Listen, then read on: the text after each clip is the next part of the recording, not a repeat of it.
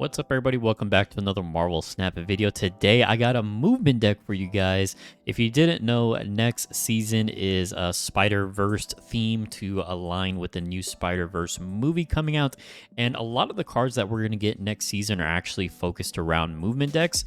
So what I wanted to do was build a movement deck to kind of get you guys prepared for next season, because I think movement decks are very fun. I think they're one of the most fun archetypes in Marvel Snap, but I also think they're also one of the most difficult archetypes to pilot within Marvel Snap. There's a lot of moving pieces, no pun intended, but really the deck can be pretty complex and there's a lot of moving parts to it. So I put together this deck and I went 15-5 with this deck. So 20 games total, a 75% win rate. So it has performed very, very well for me so far. So I'm going to go ahead and do a full deep dive breakdown of this deck. So let's get into it. So let's go ahead and start off with the strengths of this deck list. Well, first off, this is a deck that goes wide. This is a term I've used multiple times in previous videos, but basically it means that you're putting a lot of bodies on the board, especially with multiple man going to go ahead and spread across the board. So usually pretty good at contesting all three lanes, and this deck can output a lot of points. One of the strengths of movement decks is that they can just output an absurd amount of points, and this deck is no exception. And third, it can be unpredictable. Now, there are times where it can be predictable, and I'll get into that a little bit later, but I think this deck can be a little bit unpredictable at times because I have things in here like Jeff, which you can move manually, so your opponent might not know where you're going to move the Jeff. You also have something like Aero, which is a card that, since it got nerfed a little while ago, not a lot of people are seeing it, not a lot of people are expecting it or playing around it, so Aero is a really good surprise card right now. And then last point here kind of ties into my previous point, is that Wave and Aero are great counters. So starting off with Wave, I got to admit, I was very wrong about the Wave rework recently. And I say rework because initially, I thought it was a nerf, and in some ways it was. It killed the interaction with things like Death and She-Hulk, which were some of the main use cases for Wave. But now Wave's new ability is going to set every card's cost to 4, no matter what. So no matter what other sort of discount ability is in play, like a Sera, for example, Wave is going to override that, and all cards are going to be set to 4. So Wave is really good at shutting down some of those decks right now that want to play multiple cards on the last turn of the game, such as negative decks, Kitty Pryde decks, also a lot of high evolutionary going around still. So a lot of high evo decks are playing a Wasp, and Wasp is a card that people usually play on the last turn of the game. They may play it out earlier if they suspect a wave is coming, but Wave is really good at countering those decks that would like to play multiple cards per turn.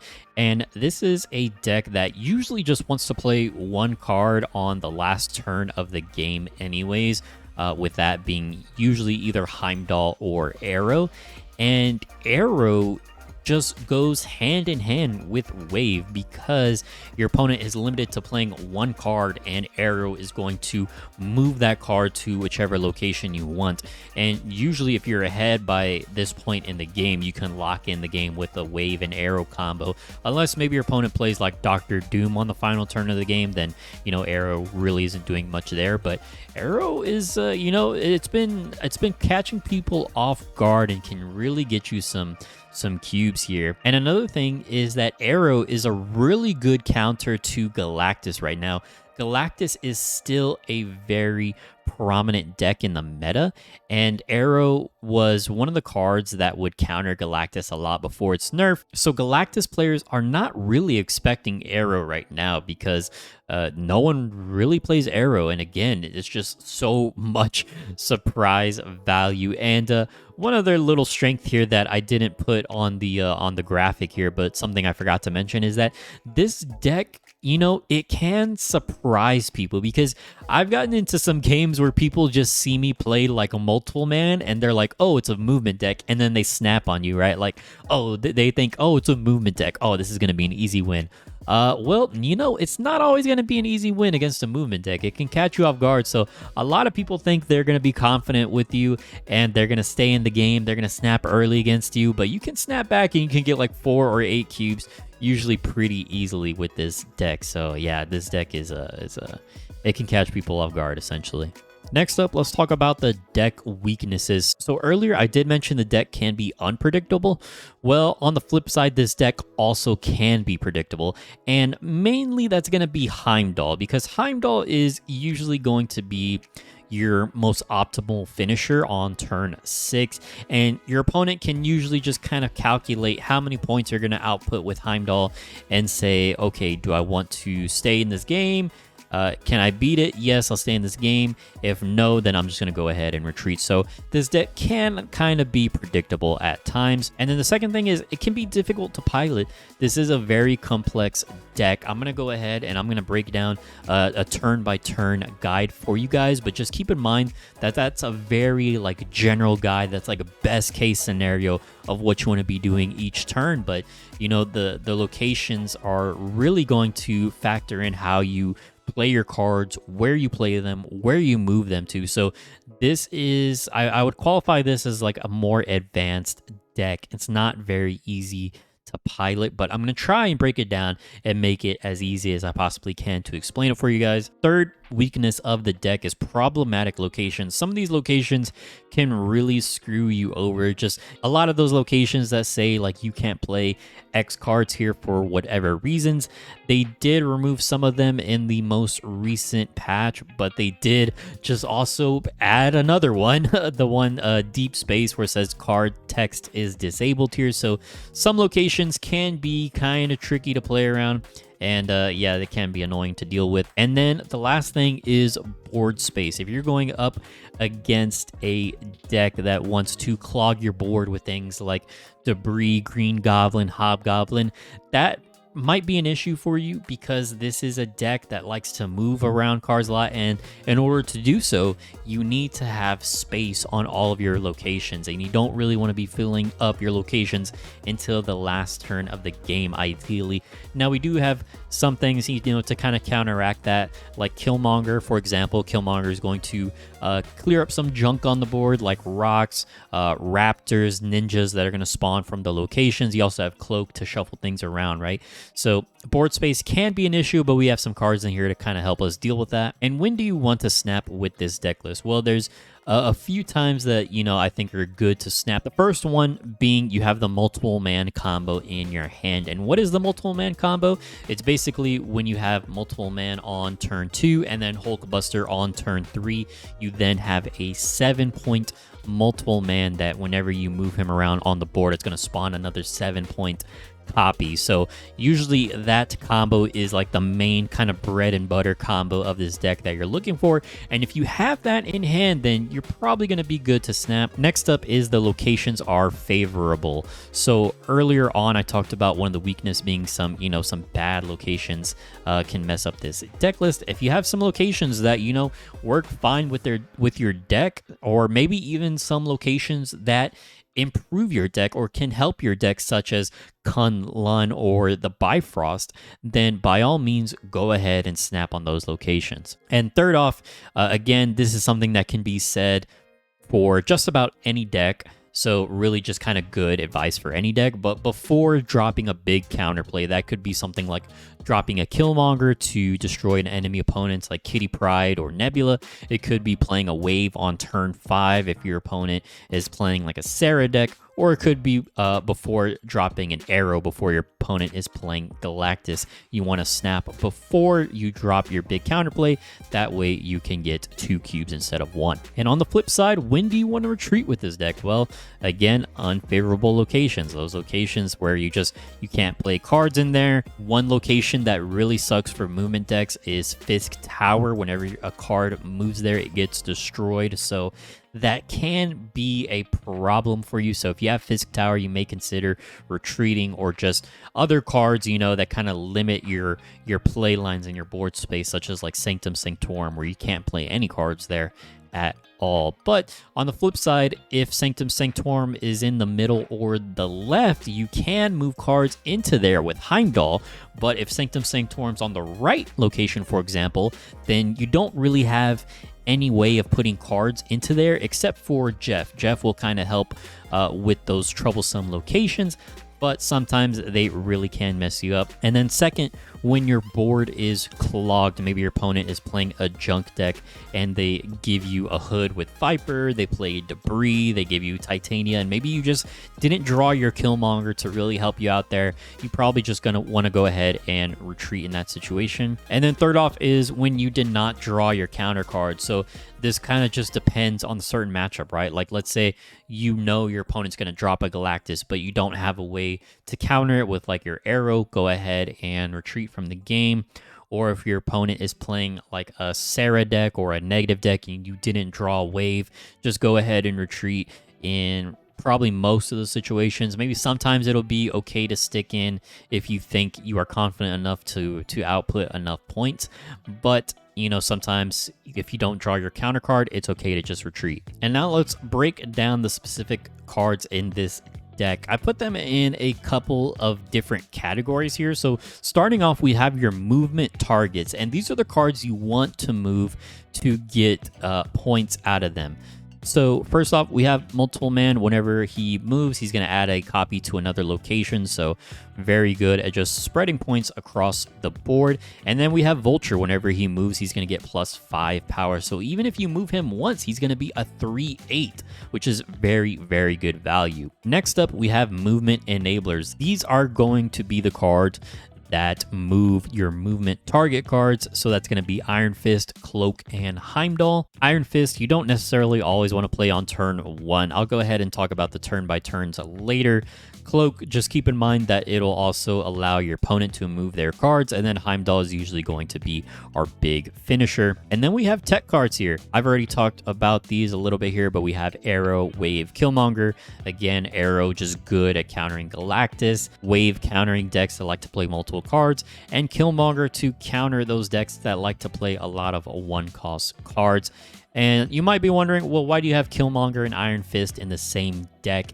Even if you destroy your Iron Fist with the Killmonger, it's not that big of a deal. And anyways, like, again, board space is an issue for movement decks. So if you destroy your own Iron Fist to free up a slot in a location, usually that's going to be more valuable than the 2 points that Iron Fist is providing. So more often than not, killing your own Iron Fist with Killmonger is totally fine. And then we have a value and flex cards. We have Kraven, which is going to get +2 whenever a card moves to his location, whether that be your card or your opponent's card. Usually Kraven can get very big in this type of deck list. We have Jeff, and I understand not everyone is going to have Jeff in their collection. I'm going to talk about replacement cards in just a second, but Jeff is good because we can just literally move him whenever we want, and we can play him into any location, Professor X lane, a Spider-Man lane, just an all-around good value flexible card. It can buff up our Kraven. It can enable our Miles Morales, so an overall just good value card. And then we have Hulkbuster to combo with the Multiple Man. That's usually going to be your ideal target for the Multiple Man to make him a 7-point body to split him across all 3 locations. However, Hulkbuster also goes well with Jeff because you can combine Hulkbuster with Jeff for a 7-point Jeff, and just having a 7-point body to move around wherever you want, it's basically just like another Vision. So Hulkbuster usually going to be used for Multiple Man, but he can also be used for Jeff. And then of course we got ya boy Spider-Man Miles Morales. He is a 4/5, and he's going to cost 1 if a card moved the previous turn. Again, this could be a card on your side of the board or your opponent's side of the board. Doesn't matter. And we have a lot of flexible movement options in this deck list, so he's just a good value card that's just going to be a 1/5 more times often than not. And next up, we have some replacement cards. Now, these are just some movement sort of focused replacement cards that I picked. But of course, there are so many other cards you can tech in, right? You can also tech in like Forge to buff up your Multiple Man. You can tech in like America Chavez for more consistency. So you know, there's a lot of different things you can do with this type of deck list. But these are some of the cards that I put in for replacement options. We have Dagger. If you don't have Jeff, I think Dagger could be a good option. Dagger is going to get +2 power every time you move her for each enemy at the opposing location. So usually can grow pretty large in this type of deck list. Then we have Human Torch. Human Torch is a card that I really enjoy playing. The only thing that's holding me back from playing him more often is that he's a 1-cost card and he dies very easily to Killmonger. So you can play Human Torch, but I don't think he's worth it since Killmonger is very prevalent in the meta. And we have Killmonger in this deck list, so if you add Human Torch in here, you're going to want to swap out your Killmonger as well. And I would honestly probably recommend against doing that. At least for right now, because I think Killmonger is pretty valuable with a lot of 1-cost cards running around like Misty Knight, Sunspot, Kitty Pryde, Nebula. So yeah, I think Killmonger is pretty good right now. Then we have Doctor Strange as just another movement enabler, and then we have Magneto, which could be another alternate finisher, just a big body on the board, as well as moving some of your opponent's cards could potentially buff up your Kraven. Now let's get into the turn-by-turn breakdowns for this deck list, and I just want to preface this by saying this is kind of just like a simple turn-by-turn breakdown. This is like the most ideal thing you can do. Not every game is going to be as simple as this. Not every game is going to be the same. It really just kind of depends on the locations and your hand and whatnot, right? So just kind of keep that in mind. You know, I try to simplify it as best as I can, but I'll go into a little bit more detail once we get into the gameplay. So starting off with turn 1, you can play Iron Fist or you can skip. Most of the time, I'm skipping turn 1. I usually only play Iron Fist if I know I have multiple man in my hand to follow up with.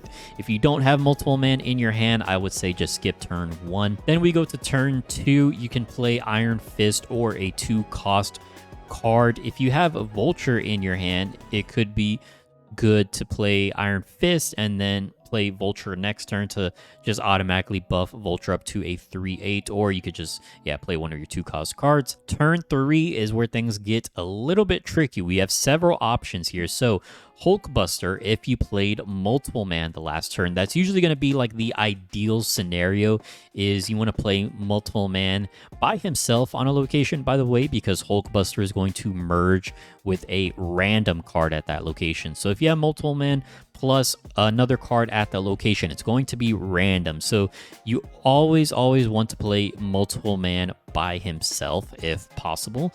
So if you played multiple man last turn, play Hulkbuster on top of multiple man, or you can drop a Vulture down onto the board, or you can do Iron Fist plus another 2-cost card. Then we have turn 4. You can do 2-cost cards, or a good combo is Iron Fist plus Vulture. You can pop that off in the same turn for 10 points there, because Iron Fist is going to be 2 plus Vulture is going to be 8, so a 10-point combo there.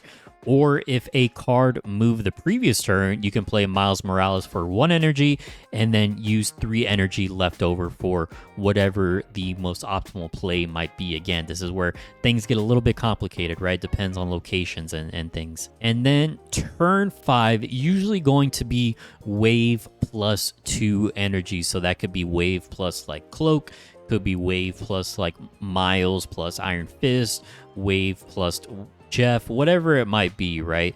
Because on turn 6, we're limiting our opponents to only playing 1 card per turn. And then on the last turn of the game, it's usually going to be Heimdall or Aero. If we have like multiple man, Kraven, Vulture on the board, then Heimdall is usually going to output a crazy amount of points that can win the game for us. Or if we're ahead in 2 out of 3 locations on the board, we also could opt for Aero to just play Aero on the losing location and just force our opponent's card there to usually seal the deal and close the door on our opponent. So again, that was a really just kind of simple, basic turn-by-turn breakdown. We're going to go ahead and get into some gameplay right now for you guys. I really hope you enjoy this deck. It's a ton of fun, and I think you should probably experiment with some move decks now before next season, because everyone's going to be playing move next season. And I think, you know, you should get some reps in right now, right? Before everyone is playing movement decks, you know, get some practice in. That way you'll be a step ahead of the others. And if you want to try this deck out, I will have a deck link in description down below for SnapFan, as well as Marvel Snap Zone, whichever website you prefer. Both are great. And yeah, without further ado, let's get into the gameplay. So no play on turn 1 here. We got the Stark Tower, which is actually really good for multiple man. Wakandan Embassy. And again, no multiple man, unfortunately. But I think what we'll do is, let's do Kraven into the middle location here. And our opponent is going to play an armor onto Stark Tower. Oh, here we go. Here is the multiple man. He is coming in hot. So this is actually a really good hand. We got multiple man, we got Hulkbuster. The deep space can be kind of annoying. This is the new location for the week, but I think what we're gonna do is let's do Iron Fist here, and then we'll do multiple man in the middle. That'll push one to Stark Tower, and we can Hulkbuster that multiple man. And it's a Sauron deck, so I wonder. So I guess it's maybe like a Shuri Sauron deck. I saw someone playing Sauron earlier. I think it may be because of the deep space location kind of encouraging that. So let's do Hulkbuster onto the multiple man on the left, and we can play Miles onto deep space. It's just a 1/7 value. So that's going to be a 9-point multiple man. It really sucks that this is deep space, because I would have wanted to play Cloak here. And looks like he is playing Typhoid Mary there. So let's do... we can do Jeff on a Stark Tower. Jeff getting the buff will be very, very nice. Let's do Cloak on Stark Tower as well as Jeff. That way we get the buffs going here. So I think what we're going to do here is we're going to move Jeff to the right location. That'll take over deep space. We'll move Kraven to Stark Tower. If he moves Typhoid Mary, Kraven will also get the buff. It's really unfortunate we didn't have anything to move this multiple man. This is one of those situations where Doctor Strange would come in handy. I don't have Doctor Strange in this deck list, however. We did miss Aero and Heimdall. That kind of sucks as well. So let's move multiple man into Stark Tower. He'll put a copy in Wakandan Embassy. And then I guess we just play for points at this point. I don't even know if Killmonger is worth it. Actually, Killmonger is worth it because he's revealing first.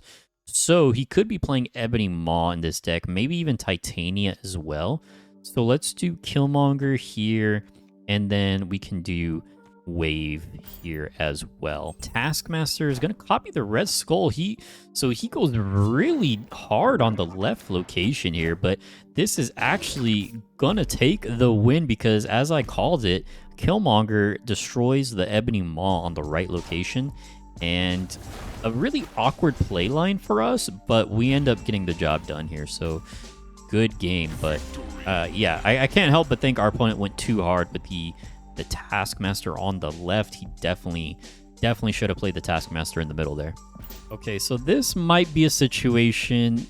This is rare, but I think I'm going to first turn Snap here, because we got the multiple man Hulkbuster combo in hand. Plus, multiple man got buffed from Wakandan Embassy. So right now, our multiple man is a 2/5. And if we put the Hulkbuster on top of that, it's a 2/9. So this is just absolutely insane here. So I think what we're going to do is we can play multiple man. We either want to play him on left or right. We don't want to play him in Savage Land because we don't want the Hulkbuster to merge with the Raptors. Let's go ahead and play multiple man on the right location here. And, oh, Scarlet Witch comes down. Okay, Sokovia. And it gets rid of our Jeff. That kind of sucks, but at least we have multiple man still. So he's playing Scarlet Witch, and it discarded a Bishop, which leads me to believe it's probably Sera, which in that case we do have the wave to counter that. And Zabu comes down. So yeah, looking like a Sera deck. And man, this is just nice here. A 9-point multiple man. He could Shang-Chi it. Yeah, kind of unfortunate we don't have Cloak at the moment. So let's do Killmonger on the left, and then we'll play Iron Fist onto the right location. He plays on the left, so he does not have Shang-Chi. And he's just going to drop an Enchantress, I guess, just for value here. So we did get the Cloak, which is very, very nice here. So what we're going to do is play Cloak in the middle, and then we can play... I guess we could play Cloak on the... Or I mean, Cloak in the middle and then Wave on the left location. Hopefully he does not have a Shang-Chi, but I assume he's probably playing Sera here. And it is Sera, so he's going to be limited to one card, and there it is, folks. There it is. The turn one snap paying off, but if my opponent did not retreat, we would play, or we would move the multiple man to the middle location, and that would be a 9-point copy multiple man, and yeah, it's just over at that point. Okay, so this game we got Elysium. Now I could play Cloak or Jeff, but I'm gonna hang on to him. I want to see what these other locations are first, and Sunspot's gonna be really good with Elysium, so hopefully we can draw our Killmonger to destroy that Sunspot. We did draw the Wave. We got the Wave Aero combo, which is nice as well. I guess we can go ahead and drop Jeff now. Let's go ahead and drop him on the left. I'm still going to hang on to the Cloak for now because we really want to use Cloak with either multiple man or Vulture. And our opponent plays Storm, but they're going to storm the middle and not Elysium. So that's not too bad for us. I don't really hate it. We also got Deep Space. So do I want to play Cloak in the middle? I don't know, to be honest. Okay, I think what we're going to do is we're going to play Miles. I usually don't like to play Miles without activating his ability, but I still kind of want to save these other cards here. Now, we do get the Vulture, and we can play Vulture Cloak here. So I think that's what I'm going to do. So we'll play Vulture on the right, we'll play Cloak on the left, and our opponent has a Daredevil. So I could move Vulture, but to be honest, I might not even move Vulture. If we're gonna play Heimdall, ooh, this is tough. This is tough. Okay, so what we're gonna do is I'm going to play Kraven in the middle because I think we're going to play Heimdall last turn. So we're going to play Kraven in the middle. We're going to move all these cards into the flood location. I think we're just going to ignore Deep Space. So let's play Kraven onto Deep Space. We'll play Wave on the left. He potentially could play Spider-Man here. That would be pretty bad for us, actually, if he does play Spider-Man, because Heimdall's effect won't pop off in Deep Space, so we do need to play Heimdall into Elysium. So hopefully he doesn't play Spider-Man, but I have a feeling he might play Spider-Man. And it's Professor X, actually. Okay. So Professor X comes down. Now, we lost this location. Like, we just lost it straight up. So we just lost this game. Unfortunately, the locations did kind of screw us up here. Deep Space in particular, because what we could do is I could have played Heimdall here, but it would not activate his ability. So we're just going to go ahead and retreat from this match.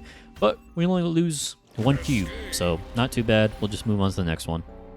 All right, so here we got Dream Dimension, Warrior Balls. We do have Multiple Man and Hulkbuster in hand. I'm not going to snap just yet. I think what I'm going to do is let's play Multiple Man on the right location, and I want to see what this is before I go ahead and snap. And it's Daily Bugle. Okay, not too bad. So get some information. It is a Wasp. We know it has an on reveal ability, so he's playing high evolutionary. So I think we can go ahead and we can do Hulkbuster here. And I'm going to go ahead and snap. I'm feeling pretty confident with this hand. And our opponent plays a Thor. So if he holds Mjolnir for the last turn, that's actually going to be like really good for us, because if we get Wave, I think we're looking pretty darn good here. So I think I'm going to do Wasp here. Let's play Wasp now before the Dream Dimension. Let's do Iron Fist on the right, and then we'll go ahead and play Vulture in the middle, move him over to the Dream Dimension. And let's see, we got a Jubilee coming in the middle. Don't pull something crazy.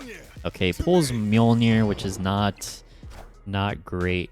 And the Wasp comes down on the right.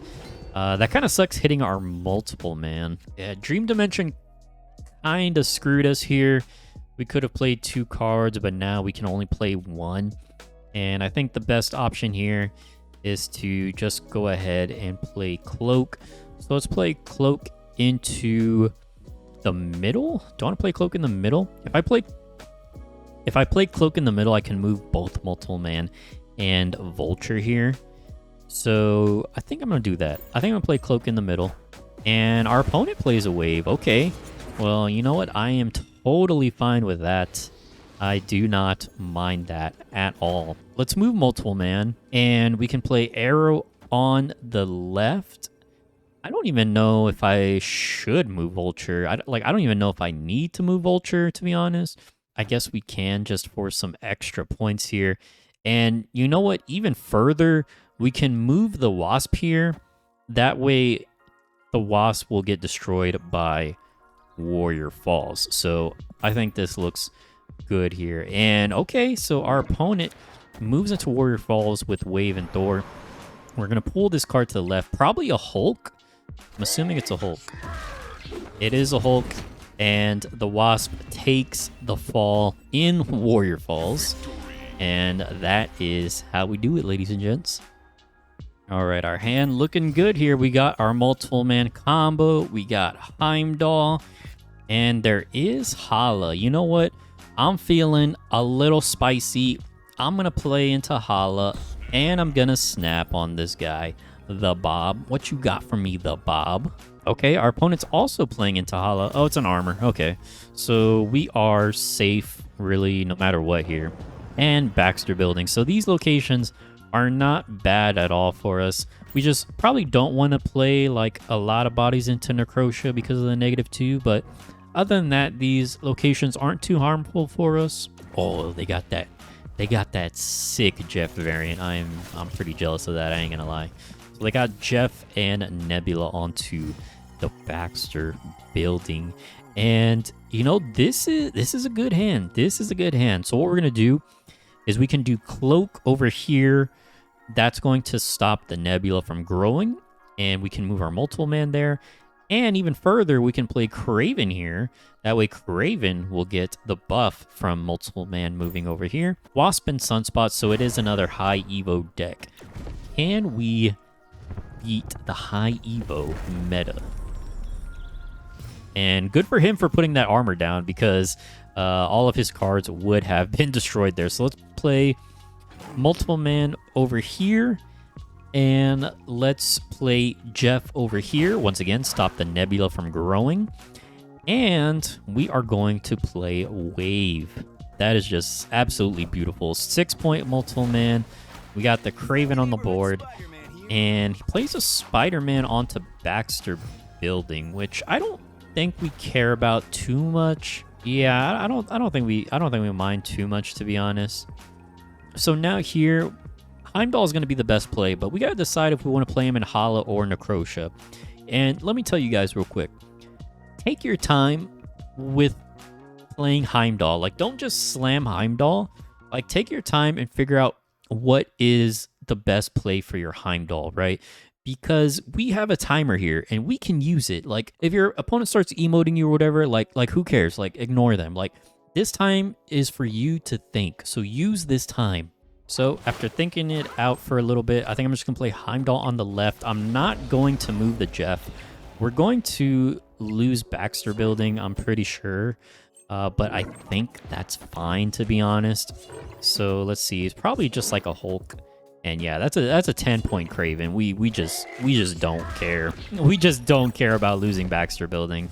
So yeah, that is a 12-point Kraven, actually, because he moved his Jeff as well to the middle location. So even with the Spider-Man on Baxter Building, we just get the win here. So yeah, this deck absolutely slaps. I started playing this around like rank 109 and I'm rank 114 with it. So gained 5 ranks with this deck, actually. This deck is not to be slept on. There are a couple times where, you know, I kind of wish I had Doctor Strange in here, but sometimes I feel like Doctor Strange was just kind of awkward. I think Killmonger and Wave are just more valuable 3-cost cards. But yeah, don't sleep on this deck. Do not sleep on movement. People think because you're playing a movement deck, it's just going to be an easy win, when most of the times this deck is going to give you a run for your money. So try this deck out for yourself. Maybe make some substitutions if you like, but so far this is probably the best movement deck I've played at the current moment. Definitely the meta is going to be shaking up next month once more movement cards like Spider Ghost come out, so we'll see how things do next season. But give it a shot. Once again, the deck codes for this deck will be listed down in the description and down below. And if you enjoyed this video, please consider liking and subscribing. I would really appreciate it. And if you want to join my Discord, chat Marvel Snap with me in the community, share some deck lists, share some variants, whatever it might be, go ahead, join the Discord. Link for that will be in the description down below. And I don't think I've advertised this before, but I, might as well mention it. I'm on TikTok. So if you are on TikTok, I just post little short Marvel Snap snippets and highlights. If you want to follow me on TikTok, the link for that will be in the description as well. And that's going to wrap it up for this video. Thanks again for watching, everybody. I really appreciate you all. And the key word for this video, if you stuck around to the end of the video, you're a real one. And the key word for this one is going to be spider. So if you stuck around to the end of the video, type in spider in the comments. I know you stayed to the end. You're a real one, and I appreciate you so very much for that. Thank you for watching, and I'll see you in the next one. Later.